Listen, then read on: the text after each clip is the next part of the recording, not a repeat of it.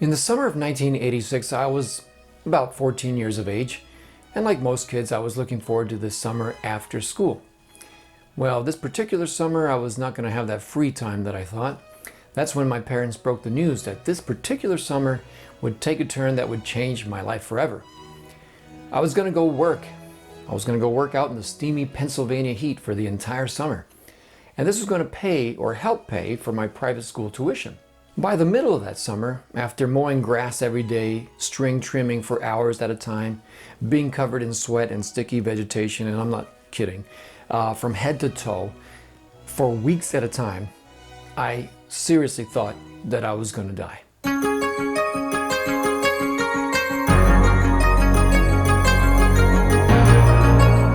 Well, as you can see, I actually survived that summer and many summers that followed.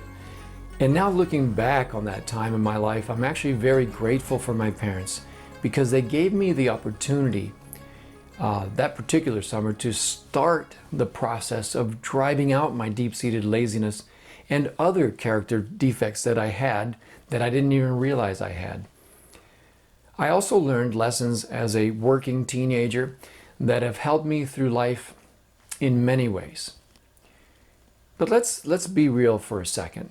We all know that work as an adult, right, can be enjoyable at times, but it's clearly not always fun.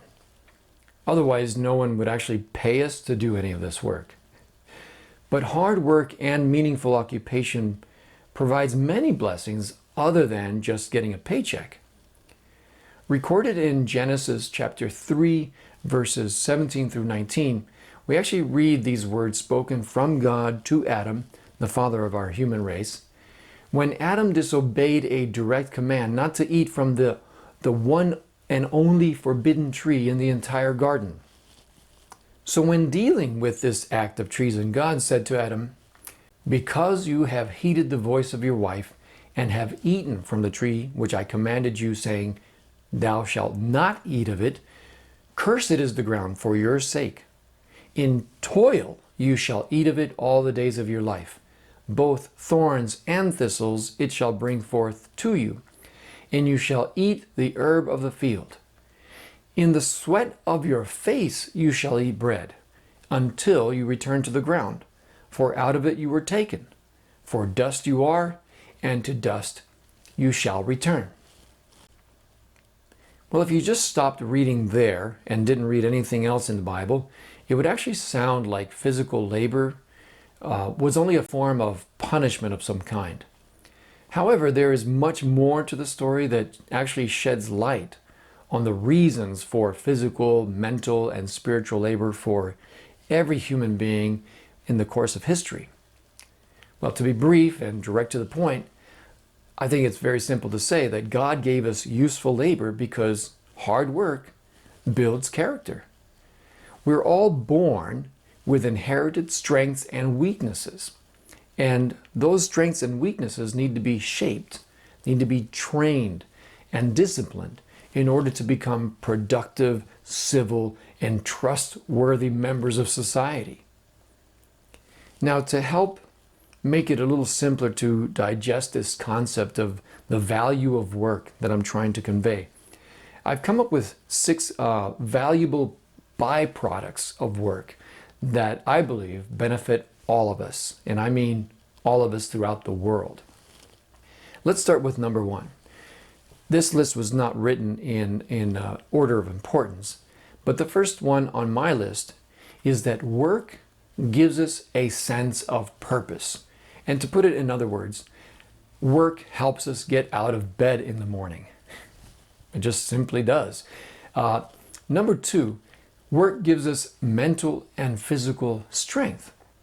Now remember, if we stayed in bed all day, our muscles and our mental abilities would simply shrink and become useless. Now, number 3, work keeps us out of trouble. I used to think that this kind of applied only to young people, right? Especially if you're a parent, you know that giving your children something constructive to do can keep them out of trouble, right? Well, judging by the world's current events, I think this can very easily be applied to adults as well. When adults don't have work, we also get in trouble. So that's very important. Number 3, work keeps us out of trouble. Moving on to number 4, work provides the opportunities to learn lessons of perseverance. We all know that Rome was not built in a day. Roads were not built in a day. Communication systems were not built in a day. Travel and modes of transportation were not built in a day. Computers were not built in a day. Everything that has helped society to grow, as far as technology and other things, science and even medical, took perseverance on the part of many people to make things like this possible. Number 5, work expands the mind with intelligence and wisdom through experience. I also wanted to kind of put this in a simple phrase. Work provides the opportunity to learn and develop problem-solving skills. Problem-solving skills is something we can apply to every aspect of our life, not just at work, but at home, in the community, and so on.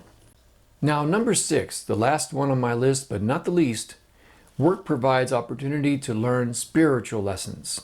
And that comes from mainly interaction with people and, in many cases, with nature itself. Even Jesus used nature and different elements of agricultural work to draw the listeners to many valuable spiritual lessons.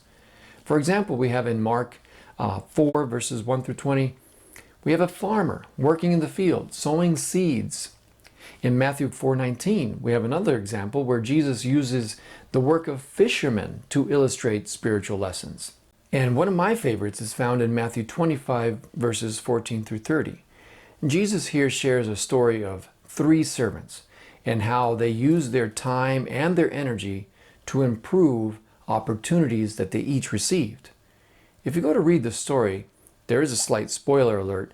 One of those servants proves to be lazy, and he was not rewarded for his laziness. Jesus himself, before entering his life of ministry, was also a man that worked with his hands. He was a carpenter. This is referred to in Mark chapter 6, verse 3. Now just imagine for a moment, if you can, if we lived in a society, in fact, if we lived in a world where everyone, and I mean every single person, just sat around and did nothing productive with their time or their energies. I believe it's fair to conclude that if that was the case, chaos and destruction would be the only logical outcome. In our current state of society, especially in developed countries where we have technology at our fingertips, we seem to have more free time on our hands per person or per capita than ever before in the history of the world. Well, this can be a blessing or it could be a curse. It's a blessing if we use our free time outside of our paying jobs to do constructive work and labor for our families, our friends, our neighbors, and our community. But it's a curse to have too much free time if we use that time simply for the indulgence of self-destructive habits like general laziness that causes our mental and physical powers to atrophy. It can also cause dependency on drug and alcohol use, mind-numbing video games, brain-wasting television and internet programming, and not to mention the social media addictions that so many people struggle with today. And last but not least, one thing that could be said for wasted time is that you're actually wasting opportunities and life because we just simply let them pass us by, while we actually sit and do nothing productive. So the next time you dread getting up in the morning to tackle the day's labor at work, at home, or at school, remember that labor, hard work, and toil in many ways makes for a satisfying, equitable, just, and peaceful human experience.